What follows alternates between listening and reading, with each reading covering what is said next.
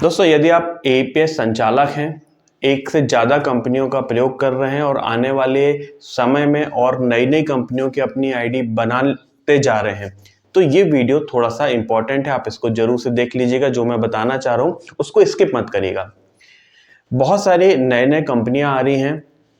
Video लंबा ना हो इसलिए मैं उस पर ज़्यादा डिटेल में नहीं जाऊंगा, लेकिन अगर इन शॉर्ट हम बात करें कि जो बड़ी प्रतिष्ठित कंपनियां हैं, उनका स्टाफ, उनका मैनेजमेंट जब रिजाइन दे देता है तो कई बार वो दूसरी कंपनी में जाता है और कई बार खुद की अपनी कंपनियां ओपन कर लेता है। और वही स्टाफ आपके पास आके अगर आपसे उसका कांटेक्ट है तो वो आपको बोलेगा कि आप इस कंपनी में, जो नई कंपनी आई है उसकी कुछ फीचर बताएगा और आपसे बोलेगा कि आप इसकी आईडी ले लीजिए और वो आप आईडी बनवा लेंगे। तो बहुत सारे रिटेलर ऐसे हमने देखा जिनके पास 4-4, 5-5, 6-6 कंपनियों की आईडी है। तो पहला मेरा सजेशन तो ये है कि आपको जो कंपनी अच्छी लगे, ऐसा नहीं कि जो हम या हमारे जैसे कुछ यूट्यूबर भाई बोल रहे हैं आप उन्हीं कंपनी का काम करें, लेकिन जो अच्छी कंपनी हो, प्रतिष्ठित कंपनी हो, बड़ी कंपनी हो, 5-6 साल से लगातार चल रही है, उनके साथ ही आप काम करते रहें। 2 पैसे आपको कम मिलेगा कमीशन, लेकिन आपका पैसा सुरक्षित रहेगा। नई कंपनियां आपको कुछ आकर्षक प्रलोभन दे सकती हैं, पैसा ज़्यादा दे सकती हैं कमीशन के रूप में, लेकिन 2 महीने, 6 महीने, साल भर से ज़्यादा मुझे नहीं लगता। अगर आप यूट्यूब में सर्च भी करोगे तो ऐसी बहुत सारी कंपनियां हैं जो लास्ट 3 महीने में आपका पैसा लेके भाग गई हुई हैं। अब बात यहाँ पर करते हैं कि मल्टीपल आईडी में प्रॉब्लम ये हो रहा है कि जनरली होता क्या है कि आपने ए कंपनी की कोई आईडी है, उसको यूज़ कर रहे थे, उसको कुछ दिन आपने छोड़ दिया, बी कंपनी की आपको आईडी मिली और बी कंपनी में आप काम करने लगे। बी कंपनी कितने दिन काम करेगी ये नहीं पता, लेकिन 2 महीने, 4 महीने, 6 महीने में अगर वो छोटी कोई कंपनी है, ज़्यादा कमीशन देने का बात कर रही है, तो वो कंपनी निश्चित रूप से कुछ समय बाद बंद जरूर हो जाएगी, आपका वॉलेट का पैसा ब्लॉक हो जाएगा। अब यदि आप वापस ए कंपनी, जो आपकी पहले कंपनी थी, वहां पर अगर आना चाहते हैं तो वहां पर 2 समस्याएं आपके सामने आएंगी।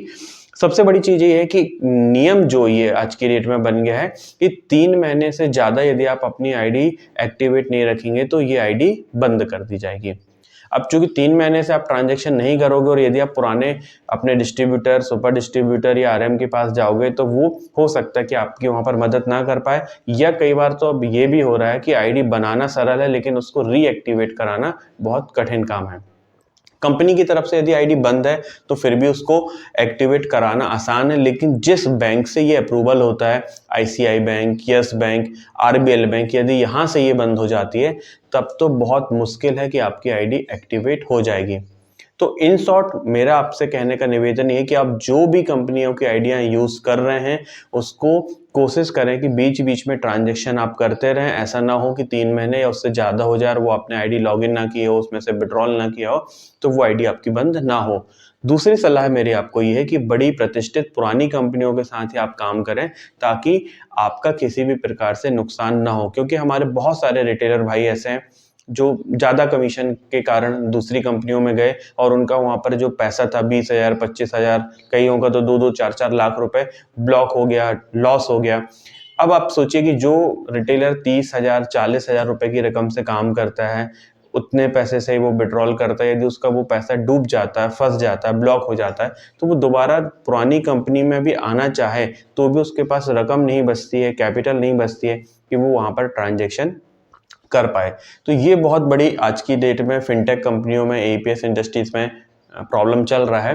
तो मेरा सिर्फ यही सलाह है अनुभव के आधार पे कि आप मल्टीपल कंपनियों के साथ काम ना करें, पुरानी कंपनियों के साथ काम करें, और यदि कर भी रहे हैं तो बीच बीच में पुरानी आइडिया जो भी आपकी हैं उनसे ट्रांजेक्शन करते रहें। ऐसा ना हो कि वो इनएक्टिव हो जाए। वीडियो यदि पसंद आए, सलाह अगर आपको अच्छी लगे तो लाइक करें। चैनल पर अगर आप पहली बार आए हैं तो सब्सक्राइब करें।